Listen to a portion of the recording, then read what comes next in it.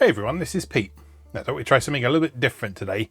I don't have an ideal setup for doing this, but if this is something that people enjoy, then I will look into getting some more suitable equipment to make this look even nicer. But yes, we're going to take a look at a magazine today. You've probably heard me talk about Page 6 magazine on my videos elsewhere on this channel, and also Atari User, Antic, Analog, that sort of thing. You're going to have to excuse any noise outside, because as soon as I sat down to record, someone decided to start using power tools and throwing scaffolding around outside. So if there is any clanging and weird noises from outside, I can only apologise for that. Anyway, this is Page 6 magazine, issue number 1. I do have, I think, a complete collection of Page 6 magazines.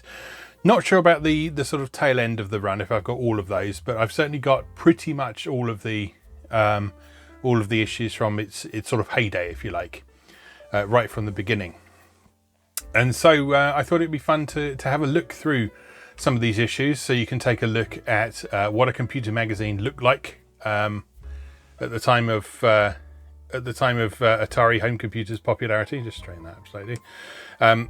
And also what computer culture in general looked like back in the 80s and so on. So Page 6 magazine, an Atari magazine, the UK's first Atari magazine, in fact. And you see it was just 50p when it first launched, and this initial issue was from December and January of 1982. For the majority of Page 6's run, it was every 2 months that it came out. It changed to sort of seasonal in its very final days, but for the majority of its run, it was every 2 months. And in this issue, we are promised Vultures, which is actually a game that we've seen on Atari A to Z previously, new graphics modes, and the latest software. So let's open it up and have a look. So, inside we've got a few bits of bump as well. We've got the Page 6 library, which was a thing pretty much from the outset of Page 6. I've talked about this on the specific Page 6 public domain library series on my channel, which I will go back to and do some more episodes of at some point. But yeah, you can see that this was a thing pretty much right from the beginning of Page 6 magazine. And we'll talk a little bit about the context of Page 6 and where it came from in just a moment. Then we've got a leaflet from the Midland Computer Fair, stand 762, which is presumably where my dad would have got this magazine from. Because although my dad and my brother were contributors to this magazine later in its life, it wasn't right from the outset. They just bought it from the first issue, but they didn't start contributing until a little bit later.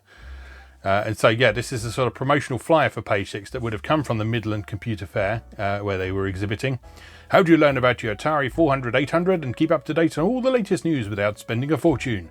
Easy. Subscribe to Page 6 magazine, the premier Atari Users magazine in the UK. And then you see there's some other promotional offers like dust covers. So down at the bottom, a dust cover for the Atari 800 or 400 would cost you £2.95. A cover for the Atari cassette recorder, £1.95, £2.50 for Atari disk drive covers.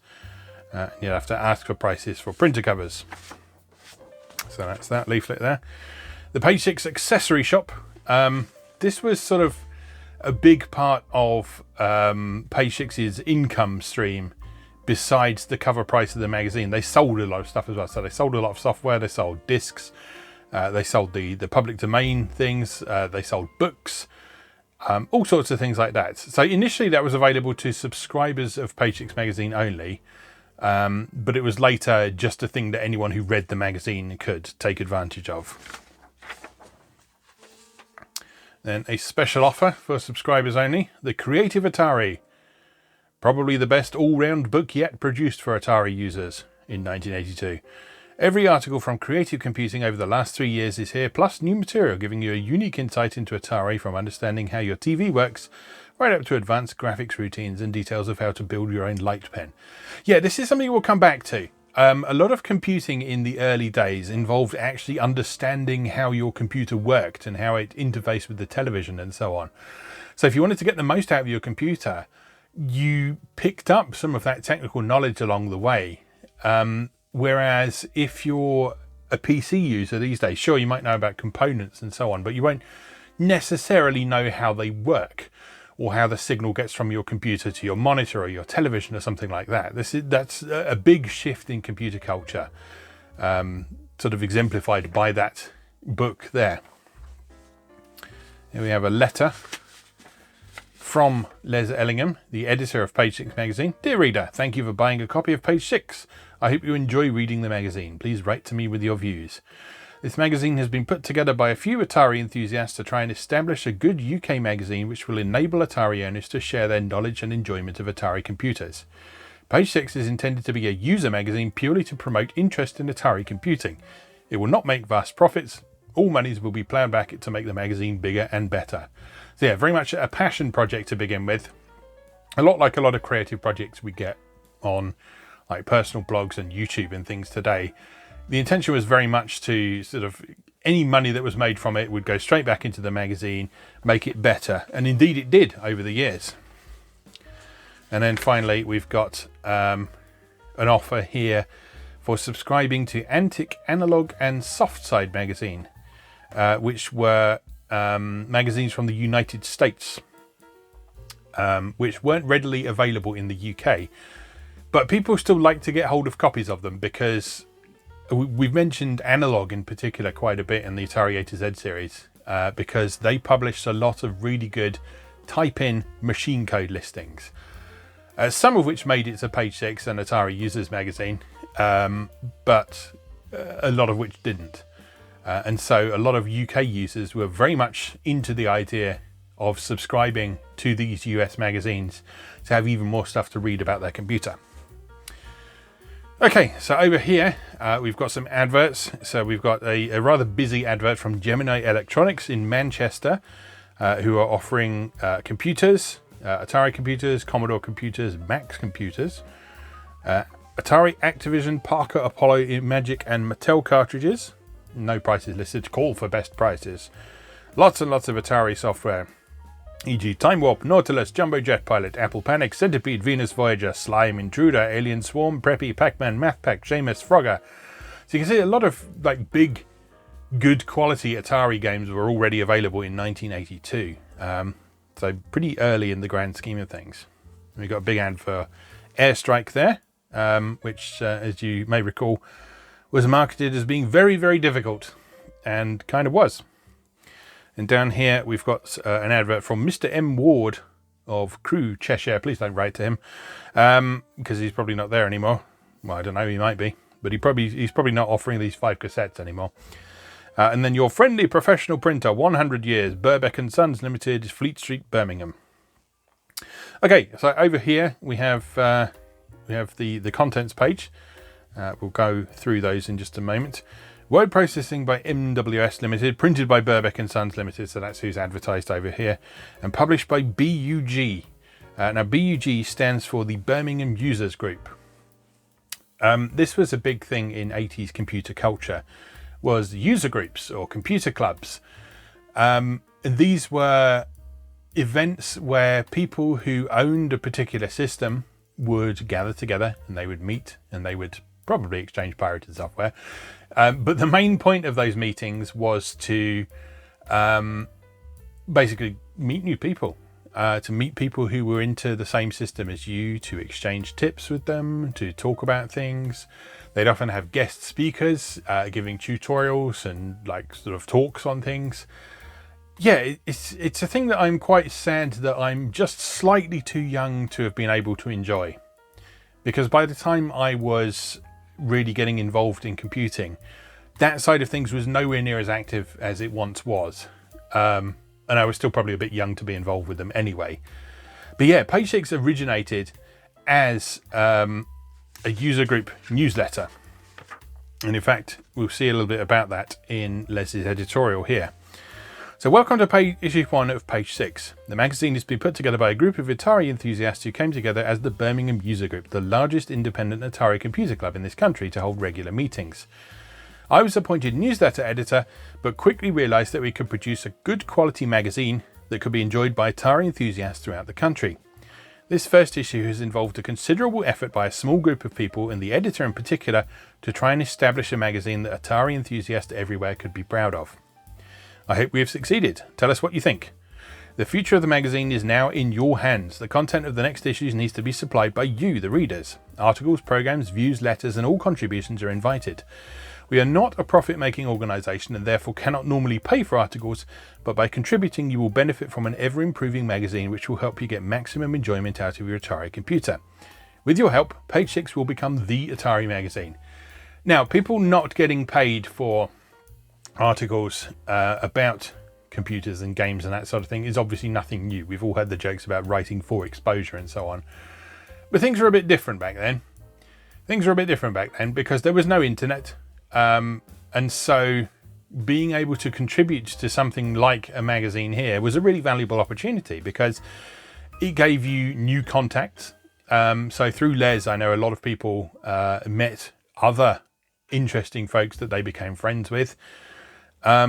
And yeah, it was taking the user group philosophy and taking it nationwide, basically. So taking the idea of bringing people together with a common interest and sending it across the nation instead of just Birmingham, because who wants to be in Birmingham? Anyway, this is an important bit here. Just a games machine. One of the aims of Page 6 will be to tell people that the Atari 400 and 800 are home computers. True, they are excellent games machines, the best. But an image has grown up that is all they are. Atari themselves seem to be happy with this situation, so it is up to Atari enthusiasts to change the image. Page 6 will, through its pages, tell people what these machines can really do. Games will have their place in the magazine, of course, but we will also explore business and education and other subjects. Many people will buy Atari computers this Christmas and will then find that they have no one to turn to when they want to learn computing. None of the general UK computing magazines are of much help, and Page 6 will welcome new owners as well as old hands.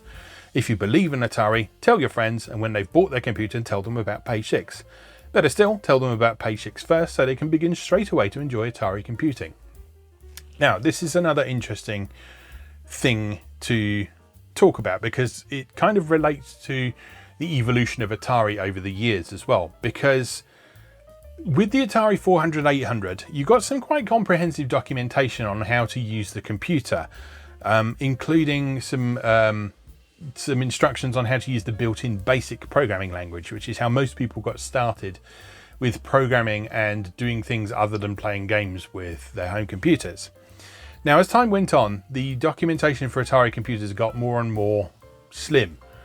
And so in the later years of like the latter days of the 800 XL and the 130 XE, people had to rely on sort of external means of learning how to use these things. You'd get this computer that had all these amazing capabilities, but nothing in the box would tell you how to take advantage of a lot of those capabilities. So it would be up to you to seek out that additional information and find out more yourself.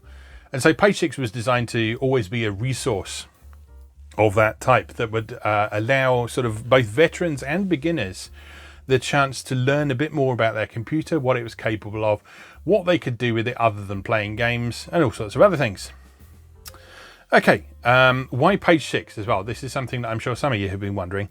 Old hands at Atari Programming will already know the answer. We wanted a name for the magazine that you could easily remember, which you can. Page 6 is a very distinctive name, I think, that's always stuck in my mind.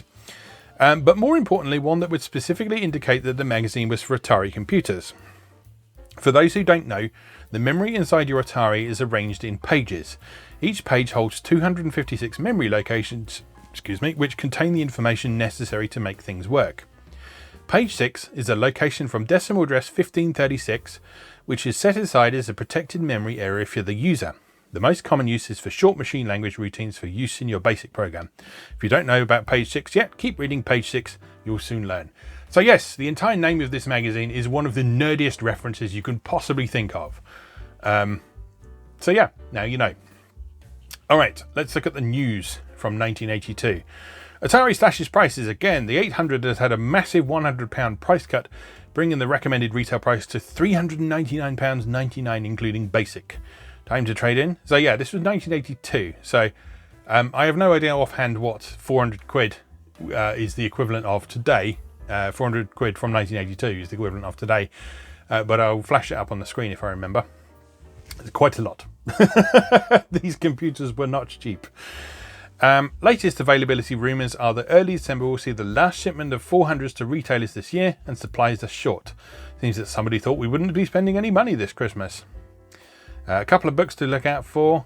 Compute's Book of Atari Graphics and Computer Animation Primer. Those are two separate books. Compute's Book of Atari Graphics and Computer Animation Primer by Byte and McGraw-Hill Books. And here's another bit about the public domain software. Page 6 hopes to extend the idea of public domain programs to this country. Certain authors in the States are happy to allow their programs to be published and used or amended by all. The only proviso is that you cannot sell them and should give due credit where they are used. Let us hope this splendid idea catches on. We look forward to hearing from all budding authors and programmers out there. Share your ideas with other Atari enthusiasts. So yeah, the idea of public domain software sort of hadn't been considered prior to this point in the UK. But Page 6 was kind of a leading role in bringing that to the UK, for Atari computers anyway. I can't speak for other platforms, but certainly for Atari computers. Here's a nice bit of news. Scott Adams comes to UK. Adventure International UK Limited is to be set up in mid-January by Mike Woodruff of Calisto Computers Limited. That's one of many Birmingham-based Atari retailers. There was a very active Atari scene in Birmingham in particular. I don't know if that was specifically because of the Birmingham User Group, or the Birmingham User Group became so big because of all the Atari retailers that happened to be in that area. But Atari themselves were based in Slough, I think, which is down south, quite away from Birmingham. So I'm not entirely sure why Birmingham became such a hotspot of Atari activity, but it did. Anyway, Adventure International was noteworthy for being one of the first companies to produce adventure games, text adventure games, and Scott Adams became a really well-known name for producing some really excellent text adventures.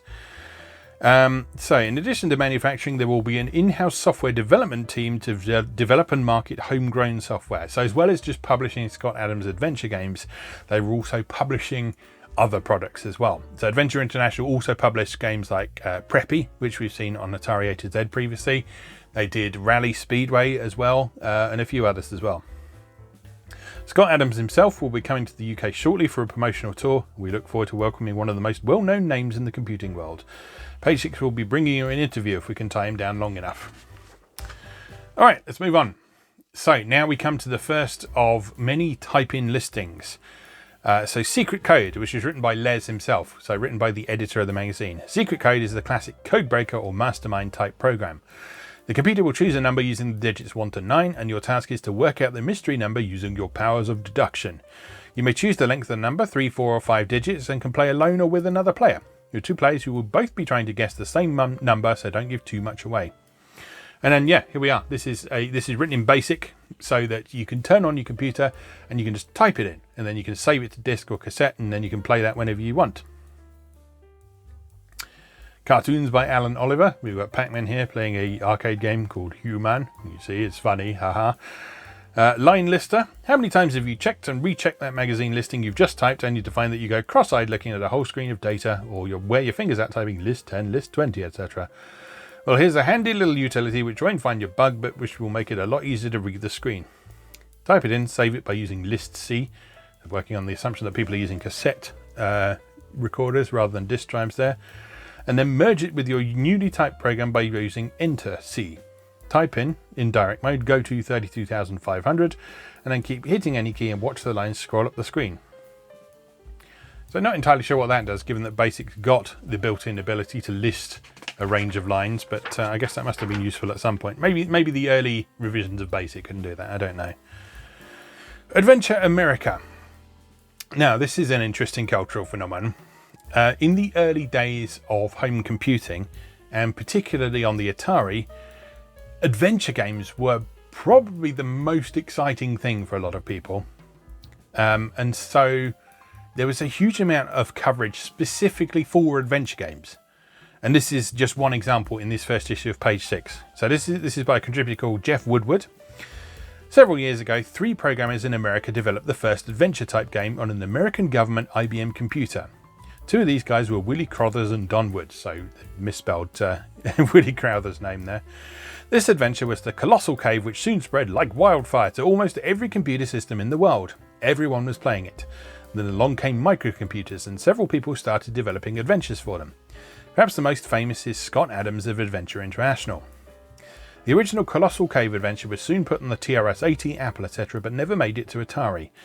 Recently, a programmer in the States, Robert A. Howell, has just fit the original adventure into a 32K tape, not a 32 cake, or a 40K disc for Atari. He says it was a lot of work shoehorning it into 32K, but it was worth it, as now any Atari owner with 32K memory and no disc needed can play the classic original adventure. Now, that mention of no disc needed is because the early Atari computers only had a very limited amount of memory. I think it was 8K or 16K. And the Atari 800 was expandable to, I think, 48K. Possibly more, possibly 64K, I can't remember. But yeah, there was a very limited amount of memory to play with, which meant that a lot of adventure games were only distributed on disk because it meant that they didn't have to load the whole program into memory at once. They could load in just the program and then just the appropriate text descriptions as you got to them. And then that meant that the computer didn't have to store the entire game in memory at once. It contains almost everything the large computer original has. The pirate, dwarf, snake, clam, dragon, bear, troll, breathtaking view, all 15 treasures, all of the original rooms, including both mazes, etc, etc.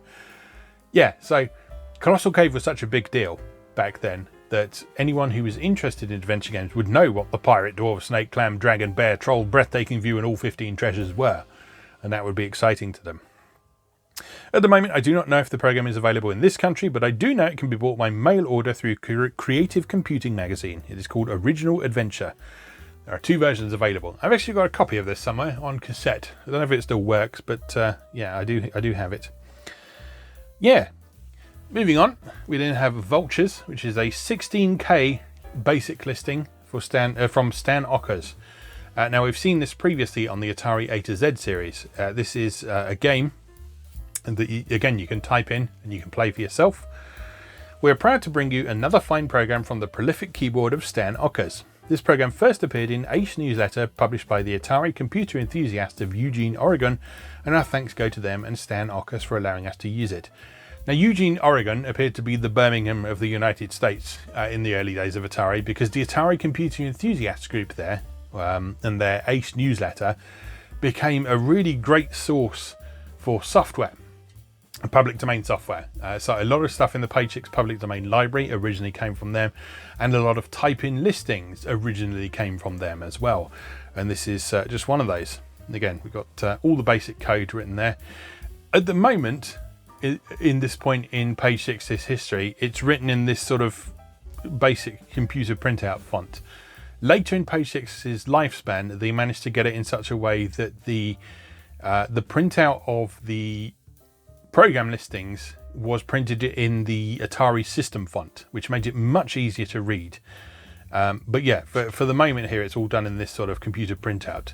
So what they would have probably done to assemble this, because magazines were assembled by hand in a lot of cases, what they would have done is they would have used a command in Atari Basic that was lprint, which is list your program to the printer.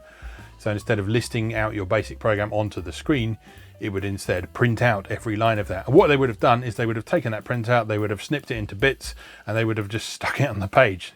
That's literally how the magazine was assembled back in those days. So there's the rest of the Vultures listing. So quite a long listing, couple of pages. It was not uncommon for Page 6 to devote a significant number of pages to type-in listings. So yeah, don't be surprised to see that. More graphics modes. Graham Dobney of Atari recently mentioned at a bug meeting, this Birmingham user group if you remember, that he had discovered quite accidentally some totally new graphics modes. Intrigued by this, I went home and started messing around myself. After much peeking and poking, I think I may have some answers. The register of interest is the graphics priority register at 53275, which is shadowed at due prior 623 decimal. I don't know what that means. I should probably go back and read these properly at some point, because there are a lot of things I don't understand about the Atari computers that I feel like if I took the time to sit in front of the computer and read this stuff and type in the listings, I would understand a lot more about them. And this is just one of many articles that I should probably do that with at some point. But anyway, the basic point of this article is that the sort of specifications of the Atari computers were such that people would often discover things that they didn't know were in there, and that seemingly Atari didn't know were in there in the first place as well. The same thing happened with the 2600. If you look at how good late era Atari 2600 games look in comparison to the early ones? That's because as people went on, they discovered that that hardware was capable of many more things than it was initially supposed to be designed for. So yeah, very clever. But we won't get too deep into that now. What's new from Jeff Brown? I've been asked to write a regular column for page 6 outlining some of the new products which are imminent and others which are as yet only on the horizon. As you are aware, the Atari has an enormous number of games, utilities, etc. available, and these are increasing at a phenomenal rate. Hardly a week goes by without a new company launching a new product. So what have we got in this one? So new games first. We've got Snooper Troops 1, not one I've heard of before, which is a children to adult adventure with full graphics and animation. Uses the whole 48K disc to its limit. You have to find the Granite Ghost by touring around the town in the Snoopmobile, taking snoop shots with your camera. You then collate all the information after solve the mystery. Never heard of that. I'll see if I can put some footage in.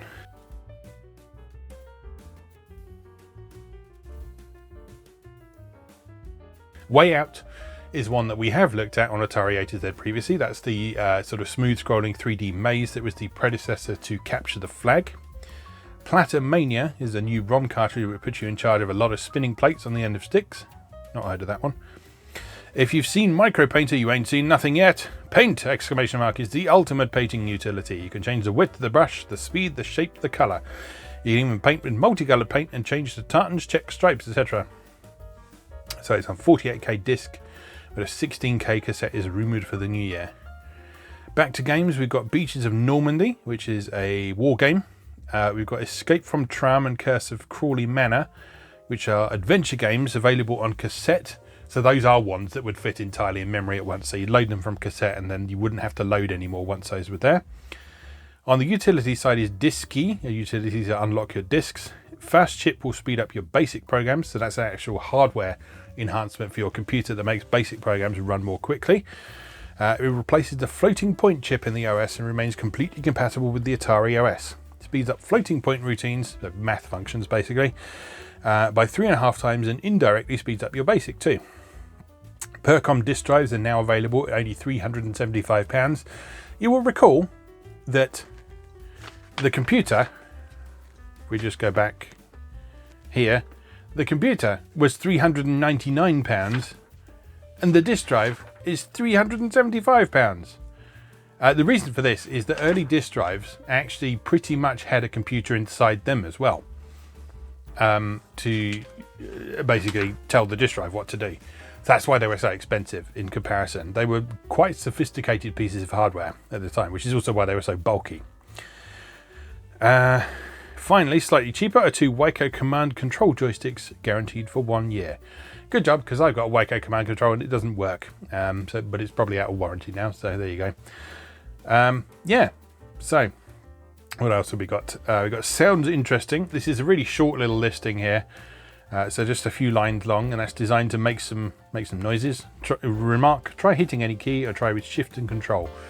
So I think this line here, Peak 764, I think that's keyboard input. So what that does is that reads the keyboard and then that plays a noise based on the key that you've pressed, I guess.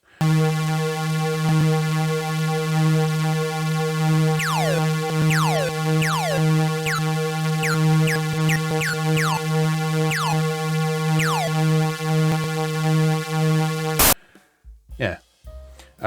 Here's more of the Vultures listing. So those 2 pages from before weren't enough for the whole thing. This is the rest of it. Then we've got an advert for Sherwood's Photo Limited. We guarantee the best prices in town on all Atari product, e.g. disc drive £279.90, including VAT. Yeah, you might wonder why a photo shop is selling Atari stuff, but this was not at all uncommon.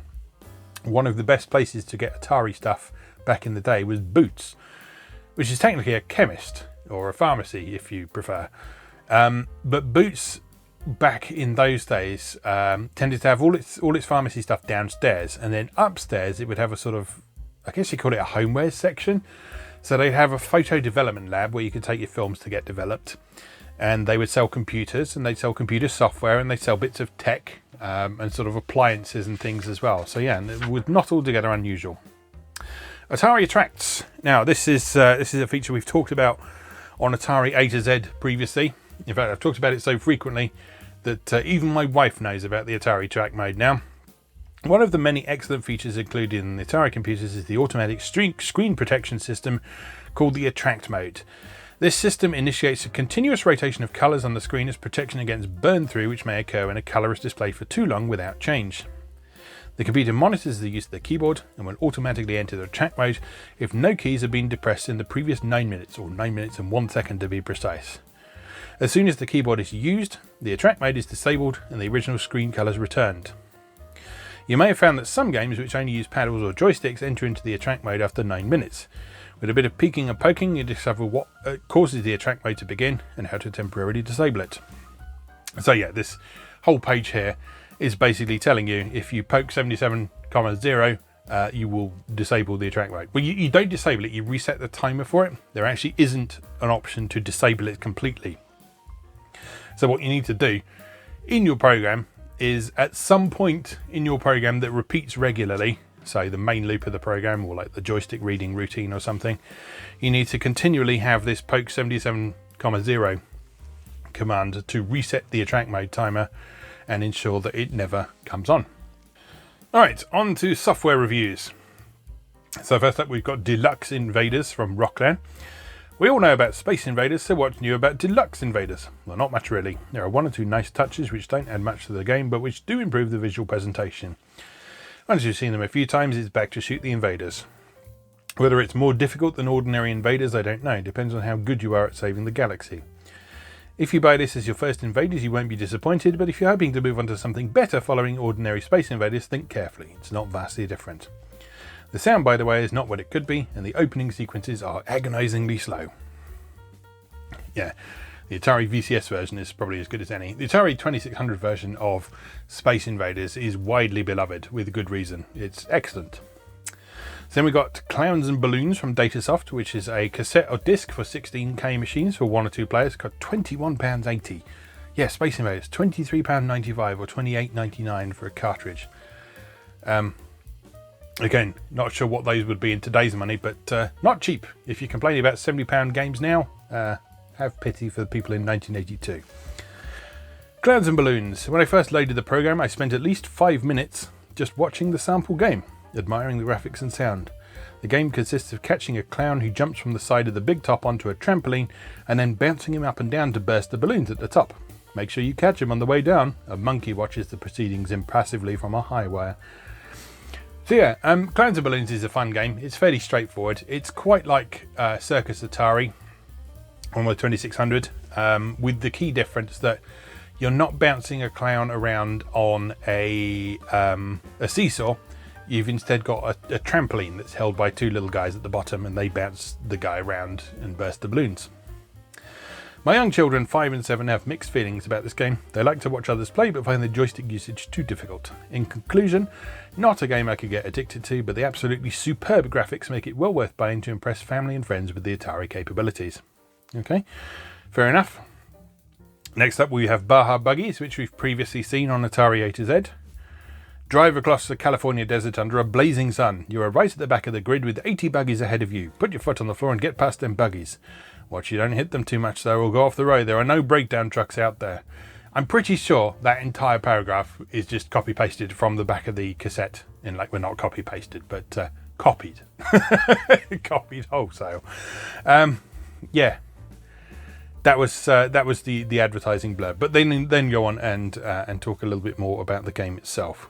So what makes Baja Buggies special is the unique 3D perspective as you drive towards the distant mountains. I don't know about unique, because I think pole position would have been out by now. Not sure though. Certainly not unique. Then we got some real classics. We got Choplifter from Broderbund, which is £25.50 and required a 48K machine. I first saw Choplifter on the Atari stand at the Personal Computer World Show, where Atari were using it to show off the machine's capabilities. The biggest crowd was watching this game, and rightly so. It is superb. So if you're not familiar with Choplifter, it's a game where you fly a helicopter. You have to go and rescue hostages from various sort of prisons, basically, across a horizontally scrolling map, and then take them back to your base. It's a very well regarded arcade game. They actually started life on home computers, possibly on Atari, I think. Not sure, have to check that. It certainly started life on home computers, and ended up having an arcade version and console ports and all sorts of things. So it was a game that really had widespread worldwide success. And then we got Frogger by Online Systems. All of you arcade freaks will have been waiting for Frogger to arrive and will only need a short review. It was worth the wait. Go and buy it for £23.95 on a 16K cassette or 32K disc. Yeah. Preppy and Pacific Coast Highway are similar games, but Frogger was the first, and on the Atari is probably the best. Frogger uses sound much more sparingly than Preppy, and it's much the better for it. I'm not sure about that. I know a lot of people who like Preppy a lot more than Frogger. They do have their key differences in that Preppy isn't just a clone of Frogger. But I know a lot of people who specifically like Preppy because of its music and its sound effects and so on. So yeah, not sure about that. Then we've got a really short typing listing down here. Banner by Phil Griffin. There have been several Banner programs published, but this is probably the simplest and is equally as effective. The symbols in lines 30, 40 and 50 are inverse video equal signs, and the speed can be altered by changing the value of n in line 10. Okay. Yeah, that's that. So very simple 7-line program there. First steps. First steps will be a column of hints and tips to help you get started with your Atari. It will not teach you how to write programs, but will try and give answers to the many little problems which you face when first beginning. Write in with the problems you experienced when you first had your Atari and tell us how you solved them. Now this actually evolved as the lifespan of Page 6 went on, and it went on to become a programming tutorial. So it went on to become something that would teach you how to use BASIC and how to get the most out of your computer. But for now, it was a sort of general advice column. So Mike Reynolds-Jones writes, one of the first things to do and a good way to learn is to type in program listings from magazines. Computer and Video Games, Personal Computing Today and Microcomputer Printout, as well as Page 6, says the editor, are English magazines that carry Atari listings, while Compute, Antic and Analog are the best American magazines. Drop Page 6 a line if you can't find these in your local shop. This is how I started, but I soon found that the information available was not very clear in certain areas. For example, lines too long to fit in memory, clearing the screen, printing of graphic symbols, finding errors, all presented problems. So that then goes on to provide some tips on typing in programs, such as reducing the margin on the basic editor screen, which gives you a couple of extra characters per line, and also how to get special characters, which this is a problem that was solved by what I talked about earlier when Page 6 started to actually list their programs using the Atari system font. But at this point, getting control characters and things into program listings was a real problem because most printers couldn't print them because they were designed, they weren't designed to be printed, they were designed to be used on screen, or in some cases they were designed to be sort of substitutes for machine code in some cases. Then we've got another little demo here called Cylinders by Phil Griffin. And we're nearly done. So that's the entire first issue of Page 6, just 18 pages long. Club Call. Club Call will feature news from BUG, Birmingham User Group. As the magazine gets bigger, we're happy to set aside pages for news of other user groups, but in order to get a bigger magazine, we need a bigger circulation. So it's up to club secretaries and members everywhere to subscribe and contribute. Yeah, worth noting at this point that Page 6, although it's got a cover price of 50p, it was not distributed on newsstands at this point in its lifespan. That did change later on in its life, but at this point in its lifespan, it was not distributed on newsstands. It was distributed through computer user groups and via subscriptions. So Bug is the Birmingham User Group, an independent Atari computer club, and at present meets on the second and fourth Thursday of the month at the Matador Public House in the Bullring, Birmingham city centre. There are presently around 100 members and we're still growing. Our meetings so far have been very well attended and will soon settle down to a regular format, allowing everybody to join in activities which suit them. Probably various special interest groups will be founded within the club and will be up to them to write for this column. Yeah, so yeah, here we are. Here's a bit about Ace of Oregon. Ace of Oregon has already been mentioned elsewhere in this issue, but deserve another mention, as their newsletter editor Mike Dunn was the first to respond to this editor's plea for help in starting off Page 6. The folks in America seem to be much more into helping each other out, and I hope that Mike's quick response will spark off the same sort of enthusiasm in Bug and elsewhere in England. Ace welcome overseas members, and you can join by sending an international money order for $20 to Atari Computer Enthusiasts. Address in Oregon, which please don't write to because they're probably not there anymore. Or again, they might be, but they're probably not accepting subscriptions for the Atari Computer Enthusiast group anymore.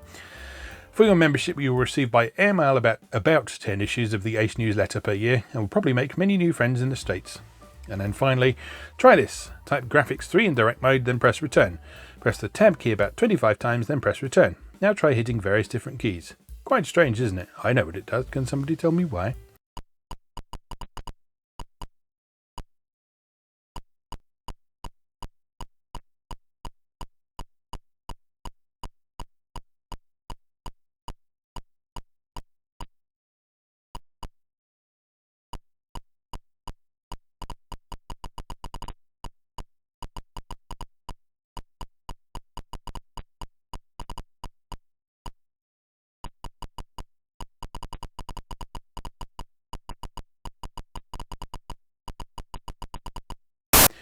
And then another little cartoon there. He does tend to take Star Raiders a little too seriously.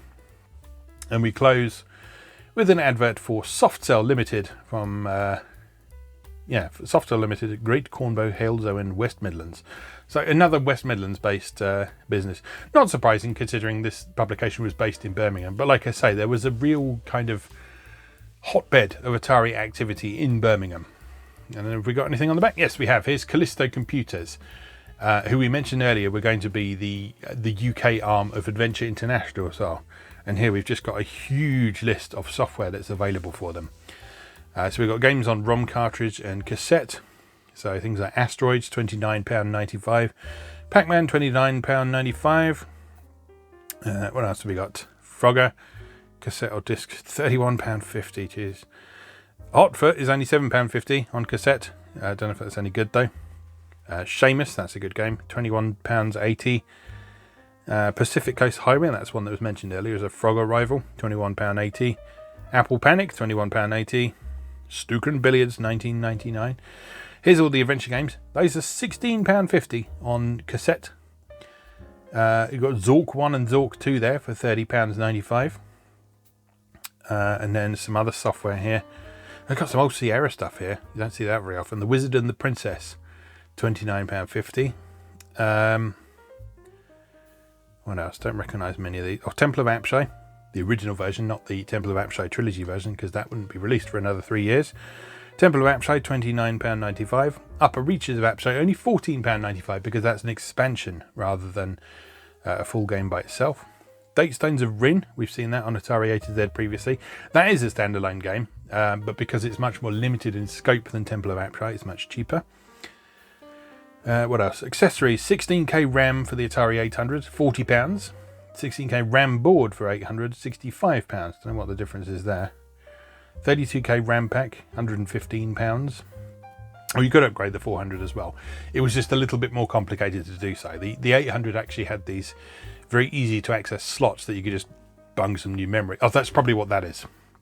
So the 16K RAM board, it was like a sort of cartridge that you could put in the Atari 800 and expand the memory, and then presumably just the RAM by itself would have just been the chips that you'd have to put in yourself. DOS 2 Master Diskette, £21.95. Jesus, you get that for free. What else have we got? Sam, if that's what I think it is, that's a speech synthesizer. Was that around in 1982? £43.70. I guess it must have been. Yes, I was already released in 1982. Then there's some tutorials and some business and utility stuff. KDOS macro assembler, £51.50. Monkey wrench for the Atari 800 only, it was £51.50. That was like a suite of utilities that was on a cartridge. So yeah, lots of interesting stuff. Hopefully that's given you some fun insight into what the Atari scene looked like in 1982 and how Page 6 magazine was born. I'd like to go through all of these at some point. It'll take quite a long time to do so because there's a lot of issues of Page 6. Page 6 ran from 1982 to 1998, making it an incredibly long-running magazine, and with varying fortunes over the years, as we'll see as we explore it. I've also got some issues of Atari User magazine as well. We won't get into this one now, I don't have a complete run of Atari User at the moment, but it's something I'm working on acquiring. So a little bit more infrequently, we'll have a look at some Atari User magazines as well, because they covered a lot of similar things to Page Six magazine, but they did it in a slightly different way. And I think it'd be quite interesting to compare and contrast, particularly because later in Page Six's lifespan, they actually took over Atari User, and the later issues of Page Six became known as New Atari User. So these two magazines merged in the long run. But yeah, to begin with, certainly they were separate. But we'll have a look at that separately another time, because my voice is starting to go now. So I think we're going to leave that there. So it just remains for me to say, as always, thank you very much for watching, and I'll see you again next time.